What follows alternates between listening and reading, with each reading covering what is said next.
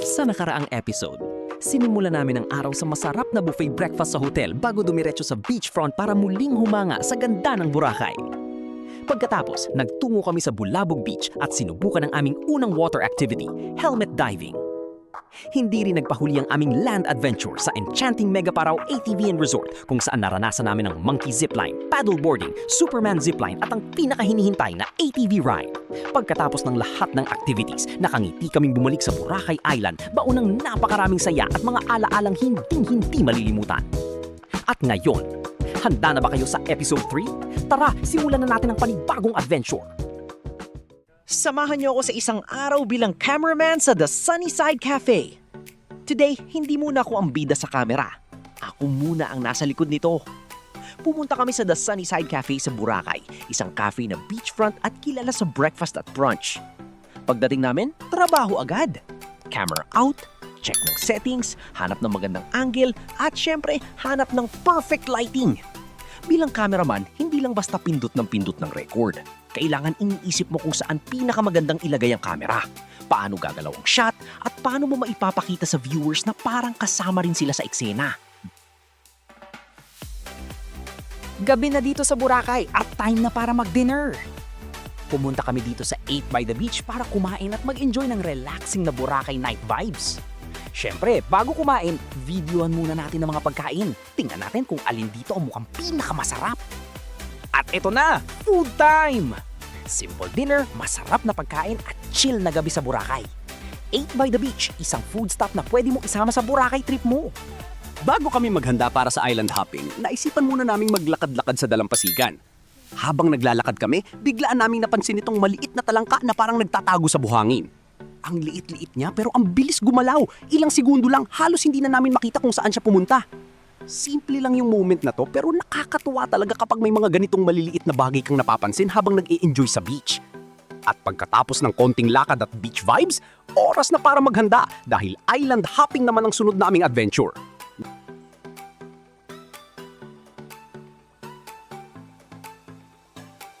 Sakay na kami ng bangka at habang palayo kami sa shore, kitang-kita mo agad yung ganda ng tubig ng Boracay. Ang linaw, ang asul at sobrang relaxing habang hinihipan ng hangin sa gitna ng dagat. Habang naglalayag kami, iba't ibang tanawin ang makikita. Mga isla, rock formations at syempre yung napakagandang dagat na talagang pang picture perfect. At ang unang stop namin, Hookah Beach. Pagdating namin, agad mong mapapansin yung kakaibang charm ng lugar. Mas tahimik at mas natural ang vibe kumpara sa ibang parts ng Boracay. Siyempre, hindi pwedeng pumunta dito nang hindi nag-iikot at kumukuha ng mga pictures at videos. Next stop, snorkeling area sa Boracay. Pagdating namin, may agad akong napansin sa gitna ng dagat. May nagtitinta pala ng buko! Habang papalapit yung bangka niya, agad ko siyang kinuhanan ng video. Ang unique lang makita na kahit nasa gitna ka ng dagat, may nag-aalok pa rin ng fresh na buko. Pagkatapos nun, nag-swimming na ang mga kasabay namin sa bangka. Habang sila ay nag-e-enjoy sa tubig, ako naman ang naka-duty bilang cameraman. Kinuhanan ko sila ng videos habang nagsiswimming at nag-e-enjoy sa malinaw na tubig ng Boracay. Buko muna bago swimming at syempre, tuloy ang island hopping adventure. At ngayon, Crystal Cove Island naman! Habang papalapit kami sa isla, kita na agad yung ganda ng paligid, malinaw na tubig, mga rock formations at yung peaceful na atmosphere na talagang pang-island adventure. Pagdating namin sa Crystal Cove, bumaba na kami ng bangka para libutin at tingnan kung ano ang mga makikita sa loob ng isla. Siyempre, hindi mawawala ang mga picture at video dahil sayang naman ang ganitong view. Pagkatapos naming mag-enjoy sa Crystal Cove, balik na ulit kami sa bangka at pumunta naman kami sa mainland Aklan para sa lunch. At dito kami nagpunta sa Megaparaw kung saan kami nag-lunch buffet. Actually, familiar na sa amin ang lugar na to dahil dito rin kami nag-land adventure noong nakaraang araw. Kaya parang balik bisita ulit kami pero this time hindi na adventure ang pakay namin. Kainan naman! Pagdating namin, syempre gutom na kami pagkatapos ng island hopping kaya sakto talaga ang lunch buffet. Kumuha kami ng iba't ibang pagkain, umupo at nag-relax muna habang kumakain. After ng island hopping, busog muna bago magpatuloy sa susunod na adventure. Pagkatapos namin kumain ng lunch buffet sa mainland Aklan, bumalik na ulit kami sa Boracay Island. Sinimulan namin ang paglalakad mula sa I Heart Boracay sign habang kinukuha na namin ng video ang mga tanawin at mga interesting na spots along the way. At syempre, hindi mawawala sa listahan namin ang isang sikat na spot dito, yung puno na nakatumba sa dalampasigan. Next stop naman namin ay Diniwid Beach. Naglakad kami papunta sa isang sikat na spot dito sa Diniwid Beach, ang cave na madalas puntahan ng mga turista. Medyo adventure din ang paglalakad dahil may mga bahagi na kailangan talagang mag-ingat sa daan. At ayun na nga, nakarating na kami sa cave. Pagdating namin dito, makikita mo agad yung natural na rock formation at yung ganda ng paligid.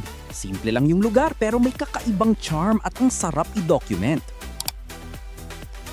Pagkatapos naming mag-enjoy sa cave sa Diniwid Beach, oras na para bumalik sa hotel. Kaya naglakad na kami pabalik mula Diniwid Beach papuntang Station 1 hanggang Station 2. Habang naglalakad, sinulit na rin namin yung pagkakataon na makita ang iba't ibang tanawin at vibes ng Boracay.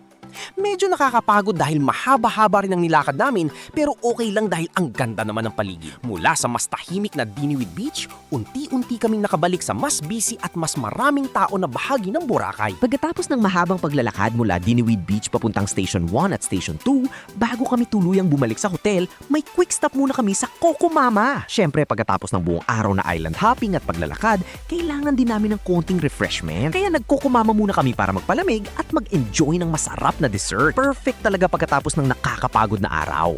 Konting pahinga, konting dessert, bago tuluyang umuwi sa hotel. At pagkatapos namin sa Coco Mama, saka na talaga kami bumalik sa hotel para magpahinga. Kinebabihan, lumabas ulit kami para sulitin ang huling gabi namin sa Boracay. Siyempre, hindi pwedeng matapos ang trip nang hindi muna magdi-dinner at mag-enjoy sa gabi.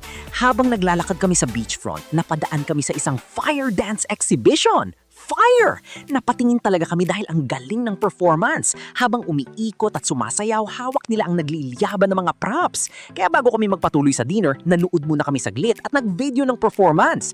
Isa na namang unexpected moment sa huling gabi namin sa Boracay. Dinner na sana ang pakay namin pero may bonus fire show pa. Pagkatapos naming mapanood ang fire dance exhibition habang naglalakad sa beachfront, nagpatuloy na kami sa next stop namin para sa dinner. At ayun na nga, dumating na kami sa Henan Sapphire Hotel and Beach Resort. Dito namin napiling mag-dinner buffet para talagang sulit ang huling gabi namin sa Boracay. Pagdating namin, ramdam na agad namin yung relaxing na atmosphere ng hotel. At dahil buong araw kaming nag-island hopping, naglalakad at nag-iikot sa iba't ibang spots ng Boracay, gutom na talaga kami. Kaya pagdating sa buffet, syempre hindi na kami nagpatumpik-tumpik pa. Ang daming pagpipiliang pagkain, kaya medyo mahirap magdesisyon kung ano ang unang ilalagay sa plato. May iba't ibang ulam, side dishes at syempre mga dessert na panghuli. Kaya kumuha kami ng konti sa mga gusto namin, balik ulit para sa second round at syempre hindi pwedeng matapos ang buffet ng walang dessert. Yum meal! Habang kumakain, na-enjoy din namin yung pagkakataon na makapagpahinga at balikan yung mga nangyari sa buong araw. Island hopping, snorkeling, Crystal Cove, pag-iikot sa Bulabog at Diniwid Beach at ngayon naman, dinner buffet. Talagang sulit na sulit ang araw namin. At dahil ito na ang huling gabi namin sa Boracay, sinulit talaga namin ang bawat moment. Busog na, pagod na, pero masaya. Perfect ending para sa isang napaka-enjoyable na araw sa Boracay. Pagkatapos ng dinner, balik na kami sa hotel para magpahinga at maghanda para sa aming pag-uwi kinabukasan. Kinaumagahan, maaga kaming nagising para sulitin ang huling araw namin sa Boracay. Bago kami mag-check out at tuluyang umalis sa isla, naglakad-lakad muna kami sa dalampasigan. Habang naglalakad, sinulit namin yung tahimik na umaga, yung malamig na simoy ng hangin, at syempre, yung napakagandang tanawin ng dagat. Iba talaga ang feeling kapag alam mong ito na ang huling araw mo sa Boracay. Bawat hakbang, bawat tanawin at bawat moment, gusto naming ma-enjoy at ma-document. Wala munang pagmamadali. Lakad-lakad lang habang nilalasap yung huling pagkakataon na makita ang magandang beach ng Boracay. Sa totoo lang, parang ayaw pa naming umalis. Pero syempre, lahat ng bakasyon may katapusan. Kaya bago kami tuluyang umalis ng isla, sinulit muna namin ang huling umaga namin dito sa Boracay. Isang huling lakad, isang huling tingin sa dagat, at isang huling memory bago kami magpaalam sa Boracay. We're here at departure area ng Boracay Airport. At today will be the last day before we go home in Manila. Nag-check-in na kami at inayos ang mga gamit namin bago pumunta sa boarding area. Maya-maya, sumakay na kami ng bus papunta sa aming eroplano. At ayun na, boarding na! Sumakay na kami ng eroplano at ilang sandali lang nag-take off na kami mula Aklan. Habang nasa ere, tanaw na tanaw namin ang mga ulap at unti-unting nawawala sa paningin ang Boracay. At dahil maikli lang din ang flight, hindi nagtagal ay narinig na namin ang announcement na malapit na kaming lumapag sa Manila. Ilang saglit pa, At ayun na, nakalapag na kami sa Naiya!